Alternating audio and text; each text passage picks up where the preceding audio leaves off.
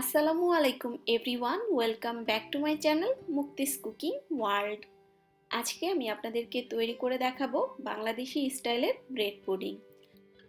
ভিতরটা খুবই সফট, উপরটা মসৃণ এবং পারফেক্ট একটা ব্রেড পুডিংয়ের রেসিপি চেষ্টা করেছি আপনাদের সাথে শেয়ার করার জন্য। আশা করছি আপনাদের সবার ভালো লাগবে। তো চলুন দেখে নেওয়া যাক কিভাবে তৈরি করতে হয় বাংলাদেশি স্টাইলের মজাদার ব্রেড পুডিং। পুডিং তৈরি করার জন্য প্রথমেই আমি ক্যারামেলটা তৈরি করে নিব। এর জন্য চুলায় আমি একটা হাঁড়ি বসিয়ে নিয়েছি। এবার এর মধ্যে আমি দিয়ে দিচ্ছি 1/4 কাপ পরিমাণ চিনি। এবার চিনিটাকে মিডিয়াম লো আঁচে একটু সময় নিয়ে ধৈর্য ধরে জাল করে ক্যারামেল তৈরি করে নিতে হবে। ক্যারামেল তৈরি করতে গেলে অবশ্যই একটু ধৈর্য রাখতে হবে, কোনোভাবেই ধৈর্য হারা হওয়া যাবে না, তাহলে কিন্তু ক্যারামেল কখনোই পারফেক্ট হবে না। তো চুলার আঁচটা মিডিয়াম লোতে রেখে নেড়ে চেড়ে যখন এরকম একটা গোল্ডেনিশ লালচে কালার চলে আসবে, ওই পর্যায়ে এটাকে চুলা থেকে নামিয়ে নিতে হবে।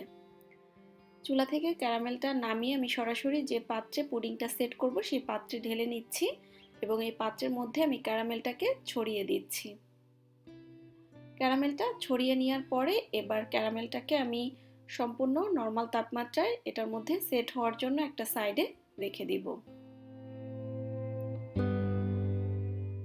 আজকের ব্রেড পুডিং তৈরি করার জন্য আমি ব্যবহার করব মেজারমেন্ট কাপের 2 কাপ পরিমাণ লিকুইড তরল দুধ, আর 2 কাপ দুধের জন্য এখানে আমি বড় সাইজের 3 টুকরো পাউরুটি নিয়ে নিয়েছি। যদি পাউরুটির সাইজটা ছোট হয় সেক্ষেত্রে 4 টুকরো ব্যবহার করতে পারবেন, তবে 2 কাপ দুধের জন্য এর থেকে বেশি পাউরুটি ব্যবহার না করাই ভালো, কারণ অতিরিক্ত পাউরুটি ব্যবহার করলে কিন্তু পুডিংটা যে সফটনেসটা সেটা নষ্ট হয়ে যায়, অনেকটা হার্ড হয়ে যায় পুডিংটা। এবার আমি পাউরুটির সাইডের অংশগুলো কেটে নিচ্ছি এবং সাইডের এই অংশগুলো একটা সাইডে আমি সরিয়ে রাখছি। এবার বাকি পাউরুটিগুলো আমি ছোট টুকরো করে কেটে নিচ্ছি ব্লেন্ড করার সুবিধার্থে। এখন টুকরো করে কেটে নেওয়া পাউরুটিগুলো আমি একটা মিক্সিং বোলের মধ্যে নিয়ে নিচ্ছি। এবার এর মধ্যে আমি দিয়ে দিচ্ছি মেজারমেন্ট কাপের 2 কাপ পরিমাণ লিকুইড গরুর দুধ। দুধটা আগে থেকে জাল করা, একদম নর্মাল তাপমাত্রায় আছে, এখানে কোনোভাবেই গরম দুধ ব্যবহার করা যাবে না, আর জাল করা দুধটাই ব্যবহার করতে হবে। এবার এর মধ্যে আমি দিয়ে দিচ্ছি আধা কাপ পরিমাণ চিনি, তবে চিনিটা আপনারা আপনাদের স্বাদ অনুযায়ী বাড়িয়ে কমিয়ে নিতে পারবেন। এখন এর মধ্যে আমি দিয়ে দিচ্ছি 1/4 কাপ পরিমাণ গুঁড়া দুধ। চেষ্টা করবেন গুঁড়া দুধটা দেওয়ার জন্য, এতে করে টেস্টটা খুব ভালো আসে। আর যদি গুঁড়া দুধ কেউ দিতে না চান সেক্ষেত্রে এখানে 4 কাপ দুধ ঘন করে 2 কাপ করে ব্যবহার করলেও কিন্তু টেস্টটা ভালো আসবে। আজকের রেসিপির জন্য আমার প্রয়োজন হবে 4টা ডিম।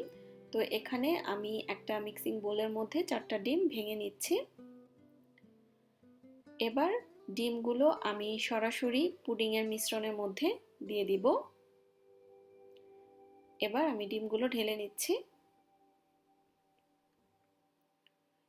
এখন এর মধ্যে আমি দিয়ে দিচ্ছি 1 চা চামচ পরিমাণ লেবুর রস।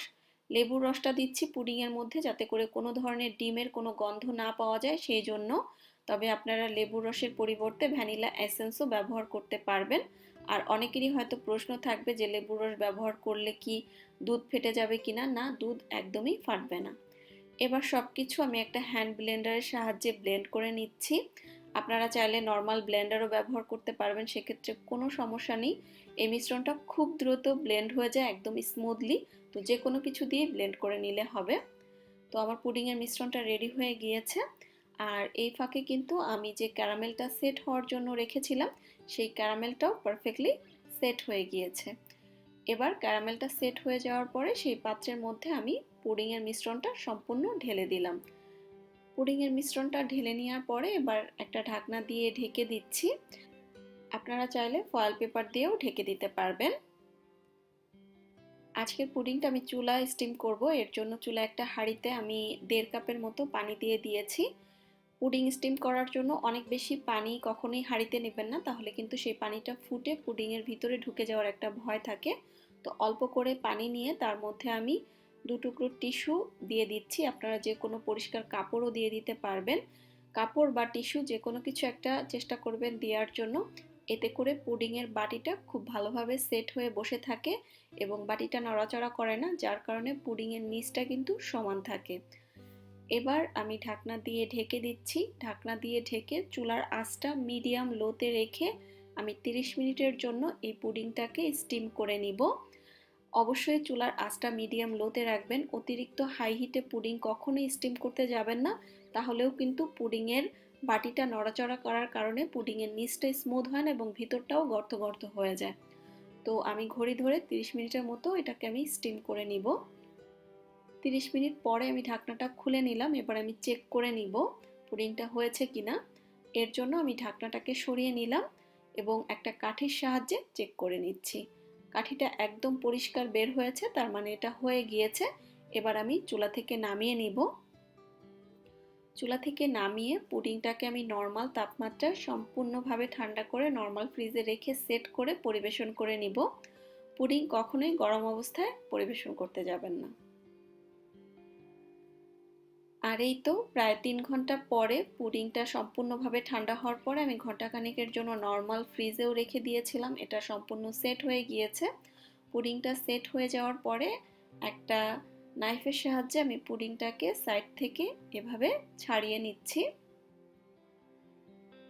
এবার আমি পুডিংটাকে একটা প্লেটের উপরে উল্টে নিচ্ছি। আর এরই মাঝে তৈরি হয়ে গেল আমার লোভনীয় ব্রেড পুডিং। পুডিংয়ের কালারটা কতটা সুন্দর এসেছে হয়তোবা দেখেই বুঝতে পারছেন। এবার ভিতরটা কেমন হয়েছে সেটাও আমি আপনাদেরকে একটু কেটে দেখিয়ে দিচ্ছি। দেখতেই পাচ্ছেন ভিতরটা ঠিক কতটা স্মুথ হয়েছে এবং সফট হয়েছে। তো আমি চেষ্টা করেছি সব ধরনের টিপসগুলো আপনাদের সাথে শেয়ার করার জন্য, যাতে করে আপনাদের পুডিংটাও একদম পারফেক্ট হয়। আশা করছি আপনাদের কাছে আমার আজকের এই ব্রেড পুডিংয়ের রেসিপিটা ভালো লেগেছে। ভালো লাগলে ভিডিওটিতে একটা লাইক দেওয়ার অনুরোধ রইল এবং চ্যানেলটি সাবস্ক্রাইব করে পাশেই থাকবেন। আজকে আর ভিডিওটা বড় করছি না, আজকের মতো এখানেই বিদায় নিচ্ছি। সবাই খুব বেশি ভালো থাকবেন। আল্লাহ হাফেজ।